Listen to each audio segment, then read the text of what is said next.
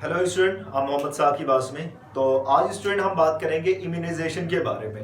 तो ये लेक्चर बड़ा ही इंपॉर्टेंट है। कुछ हमें समझ लो कि एक कहानी हम सुनने जा रहे हैं जिसमें हर चीज़ आपकी कवर हो जाएगी। सारे टॉपिक आपके इसमें जो हम पढ़ने वाले हैं सारे टॉपिक कवर हो जाएंगे। आपका 100% एनसीईआरटी और कुछ इन्फॉर्मेशन बियॉन्ड द एनसीईआरटी भी हमें यहाँ पे मिलने वाली है।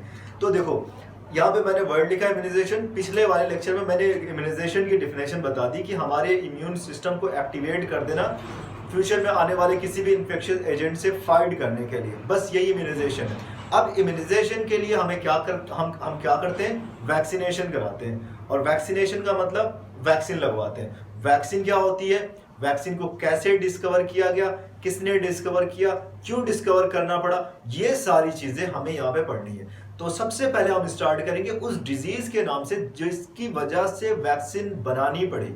और वो ऐसी वैसी डिजीज नहीं थी। लाखों लोगों की, करोड़ों लोगों की जान खतरे में थी और लाखों लोगों की जान जा चुकी थी। उसके बाद इस वैक्सीन को डिस्कवर किया गया। तो हम उस डिजीज के बारे में बात करेंगे। सबसे पहले उस डिजीज के बारे में बात कर लेते हैं जिसका नाम है स्मॉल पॉक्स। Small pox. और ये एक वायरस होता है जिसका नाम है वेरियोला वायरस।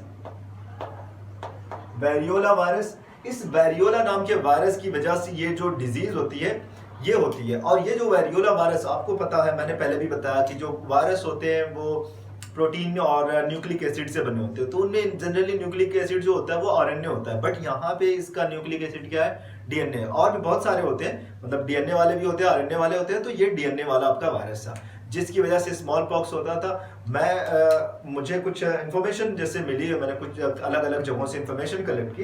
तो 20th सेंचुरी में ही ऑलमोस्ट कम से कम 300 मिलियन के आसपास लोग इन्फेक्टेड हुए थे इस स्मॉल पॉक्स से, और काफी लोगों की उसमें से जाने गई। तो आज ये बहुत ही इंपॉर्टेंट हो गया। इससे पहले लगभग 200 से 250 साल पहले ये सबसे खतरनाक बीमारियों में से एक थी। जैसे आज हमारा ये कोविड-19 चल रहा है, हर कोई परेशान है। पूरा वर्ल्ड की जो स्पीड थी उसको रोक दिया गया, उनकी हर चीज़ बंद कर दी गई, फैक्ट्रीज बंद हो गई, सारी दुनिया स्टॉप हो गई, कुछ टाइम के लिए अपने घर में बंद हो गई। वैसी ही उस टाइम ये डिजीज हुआ करती थी जो पूरे वर्ल्ड वाइड फैल गई और उसकी वजह से लाखों लोगों की जाने गई। अब ये जो हम बात करेंगे स्मॉल पॉक्स के बारे में, आखिर स्मॉल पॉक्स है क्या, इसको समझते हैं। देखो, स्मॉल पॉक्स किसकी वजह से होता है? वेरियोला वायरस की वजह से होता है। और ये कई जगहों पे जब फैला तो बहुत सारे लोगों की जब जाने गई, तो लोग उस टाइम जितने भी फिजिशियन थे उन्होंने इस पे काम करना शुरू किया, उस पे वर्क करना शुरू किया, इसके कॉज को पता करने की कोशिश की आखिर ये क्यों होता है। लेकिन लोग डरते थे उस टाइम।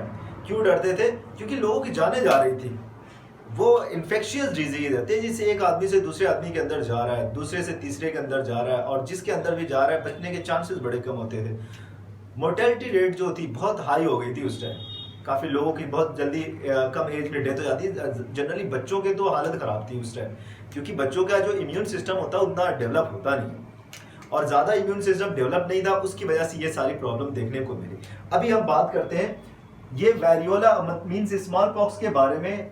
इस डिजीज के बारे में फर्स्ट टाइम अगर किसी ने डिस्क्राइब किया था तो उस साइंटिस्ट का नाम था Mohammad ibn Zakariya al Razi. Let me write the name, Muhammad ibn Zakariya al Razi. तो नाम लंबा है। ये पर्सियन फिजिशियन थे। इन्होंने सबसे पहले इस डिजीज के बारे में डिस्क्राइब किया, इनके बारे में इंफॉर्मेशन कलेक्ट की, सारी चीज़ें लोगों तक पहुंचाई। और इन्होंने बताया कि उन्होंने ये भी पता किया कि ये डिजीज जो होती है वो कैसे ट्रेवल करती है from one person to another person. और ये लोगों को पहले से भी पता था कि किस तरह से ये डिजीज काम करती है। वो इन्फेक्शियस डिजीज कांटेक्ट में आने से, डायरेक्ट कांटेक्ट से भी फैलती थी, एयर के थ्रू, स्नीजिंग और कफिंग से भी एक आदमी से दूसरे आदमी के अंदर जाती थी। जैसे नॉर्मल हमारा कोरोना है, वैसे जो हमारा कॉमन कोल्ड है, नॉट कोरोना। कोरोना तो बहुत खतरनाक है जिससे करोड़ों लोगों की जाने, लाखों लोगों की जाने जा चुकी है। ओके, इसमें क्या होता है कि एक आदमी से दूसरे आदमी में ट्रेवल करता है, बॉडी पे रेशेस आ जाते हैं, मैक्यूल्स आ जाते हैं, पैम्प्यूल्स आ जाते हैं। Let me write, papules, macules, macules आ जाते हैं, जैसे छोटे छोटे फुंसियों की तरह से मैक्यूल्स बन जाते हैं, पैप्यूल्स बन जाते हैं। और इस पैप्यूल्स में जब ये पस का कलेक्शन होने के बाद ये पोस्ट्यूल में बदल जाते हैं। पोस्ट्यूल मतलब आपने देखा होगा, जिनको भी अगर चिकन पॉक्स हो जाता है उनके चेहरे पे आप देखते होंगे छोटे छोटे जो फुंसियों की तरह से वो दिखने लगता है, उसी को हम कहते हैं, उनमें पस भी होता है, तो वो पोस्ट्यूल में बदल गया है।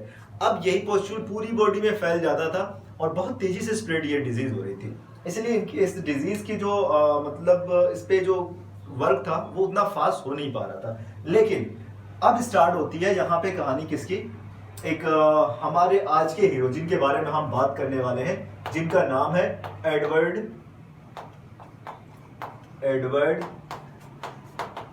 जेनर। एडवर्ड जेनर 1798, बॉर्न 1798, ठीक है। तो इस आदमी की कहानी स्टार्ट होती है यहाँ पे जाके। अब ये आदमी वो ऐसा आदमी है जिसने क्या किया, जो फिजिशियन, एक यूनाइटेड किंगडम का एक इंग्लिश फिजिशियन था, जो काम कर रहा था, किस पे काम कर रहा था, आपकी इस बीमारी पे काम कर रहा था। वो इस बीमारी को पता करने की कोशिश कर रहा था। लेकिन ये नहीं है, ये पहला आदमी था ये क्योंकि वैक्सीन जाके यही बनाता है। लेकिन ये ऐसा नहीं कि इससे पहले लोगों ने वैक्सीन के बारे में जानकारी नहीं थी। लोग अर्ली वैक्सीन भी आ चुकी थी, वैक्सीन जो थी पहले भी वैक्सीन आ चुकी थी, बट वो बहुत ही सिंपल टाइप की वैक्सीन थी, लोगों ने उस वैक्सीन को नाम वैक्सीन दिया ही नहीं। तो इंडिया और चाइना में थोड़ा सा ट्रेडिशनल टाइप का जो द वे ऑफ ट्रीटमेंट था वो कुछ इसी तरह से था। आप देखेंगे या तो इंडिया में या फिर चाइना में, जहां भी डिस्कवरी इसकी हुई थी इस तरीके की, जिससे वेरियोलेशन कहा गया। वेरियोलेशन इंडिया और चाइना में ये इसका इस्तेमाल हुआ, वेरियोलेशन। अब ये वेरियोलेशन क्या होता था, कैसे करते थे इसको, देखो, या तो जो कोई पहले से इन्फेक्टेड पर्सन था उसके डिजीज से रब करा के उनके अंदर उसको पहुंचा देते थे, मतलब कि उसकी बॉडी को पहले से ही रेडी करवाते थे, इम्यून सिस्टम को एक्टिव कराते थे। या फिर बाद में जो 16th सेंचुरी के आसपास क्या करना उन्होंने शुरू किया कि जो पोस्ट्यूल होते थे, अभी मैंने बताया जिनमें पस होते थे, उनको कट करके यहाँ पे इस वाले बाह पे एक पार्ट को यहाँ पे कट कर दिया जाता था, ब्लेड से कट किया जाता था और वहां पे उस पस को डाल दिया था। पोस्ट्यूल में पस होता है, पैम्प्यूल्स एंड पोस्ट्यूल जब दोनों मिलते हैं तो ये आपका पैम्प्यूल्स और पस आपस में मिलते हैं तो पोस्ट्यूल बनता है। तो उसमें से पस निकाल के उस पार्ट में इंजेक्ट कर दिया गया। उससे हमारी बॉडी, जो उस टाइम के लोगों की जो बॉडी थी, वो उनका इम्यून सिस्टम एक्टिव हो जाता था और वो डिजीज जब अटैक करती थी तो उतना स्ट्रॉन्ग तरीके से अटैक नहीं करती थी, क्योंकि हमारा जो इम्यून सिस्टम था वो पहले से ही रेडी हुआ करता था। तो लेकिन 100% वो रिजल्ट नहीं दे रहा था, पूरी तरह से वो रिजल्ट नहीं दे रहा था। तो 16th सेंचुरी में या तो उसे पस को इस तरह से पोस्ट्यूल से पस निकाल के किया गया, या उस जहां पे निकला हुआ होता था, ये पोस्ट्यूल होते थे, उस स्किन को कट करके लाते थे, उसका पाउडर बनाते थे और नोज के थ्रू किसी भी पर्सन के अंदर पहुंचा दिया जाता था उसके अंदर, और उसकी बॉडी जो थी वो क्या हो जाती थी, एक्टिवेट हो जाती थी। उनका बॉडी का immune system, immune system activate हो जाता था। तो इस तरीके से एक सिंपल टाइप की अर्ली वैक्सीनेशन के बारे में भी थोड़ा से इंफॉर्मेशन दे देता हूं। तो ये अर्ली इंफॉर्मेशन है, अर्ली वैक्सीन की इंफॉर्मेशन है, ओके। लेकिन जो प्रॉपर वैक्सीन आई वो किसने डिस्कवर की, एडवर्ड जेनर ने डिस्कवर की थी। अब कैसे डिस्कवर की थी, देखो, एक फिजिशियन काम कर रहा है, हर तरफ बीमारी फैली हुई है, लेकिन एक दिन उसे किसी बच्ची के मुंह से उसने बात की कि जो मिल्क मेड्स होते हैं उनको काउ पॉक्स हो जाता है, जो कि नॉर्मल हमारा कॉमन कोल्ड की तरह से डिजीज है। तो कॉमन कोल्ड की तरह से होता है, ये क्या नाम है, काउ पॉक्स, ये हो जाता है। और जिनको काउ पॉक्स हो जाता है उनको स्मॉल पॉक्स नहीं होता है। ये चीज जितने लोग डिस्कवरी उस टाइम लगे हुए थे, वैक्सीन की डिस्कवरी में लगे हुए थे, एक ऐसी मेडिसिन बनाने के चक्कर में लगे हुए थे जो इस बीमारी को पूरी तरह से खत्म कर दे, तो उसमें से एडवर्ड जेनर ऐसे थे जिनको ये इंफॉर्मेशन ऐसे रेंडमली मिल गई, लेकिन वेस्ट उन्होंने जाने नहीं दिया उस इंफॉर्मेशन को। उस इंफॉर्मेशन के बेस पे उन्होंने वैक्सीन को बनाया। अब उनके दिमाग में तुरंत ये बात आ गई, आखिर ऐसा होता क्यों है। तो उनकी ये समझ में आया कि जो ये आपका जो डिजीज है, मीन्स जो स्मॉल पॉक्स है, ये हमारी बॉडी के अंदर जाता है, बहुत बड़ा डैमेज कॉज करता है। अगर हमारी बॉडी पहले से ही एक्टिवेट हो, हमारी इम्यून सिस्टम पहले से ही एक्टिवेट हो, तो वो डिजीज जब इंटर करेगी तो उसमें कोई इफेक्ट नहीं पड़ेगा। तो शायद यही वजह होती है ऐसे गवाले जो ऐसे मिल्कमेट्स जो जिनको हो चुका होता था कॉपॉक्स, उनके अंदर चांसेस बहुत ना के बराबर होते थे स्मॉल पॉक्स के। तो सिंपली उन्होंने यही तरीका इस्तेमाल किया। उन्होंने देखा, उन्होंने क्या नाम है, मिल्कमेट्स जो थे उनके उस जो पार्ट में जहाँ पे उनको कॉपॉक्स होता था उनको उन्होंने कट किया, निकाला, उन्होंने बहुत सारे मेडिसिन की तरह से बनाया और उनको इंजेक्ट करना शुरू कर दिया बॉडी के अंदर। तो पहली बार उन्होंने एक बच्चे को इस पे एक्सपेरिमेंट किया। वो बच्चा, तो उनका जो एक्सपेरिमेंट था, उन्होंने सबसे पहले उस एक्सपेरिमेंट को एक छोटे से बच्चे पे किया।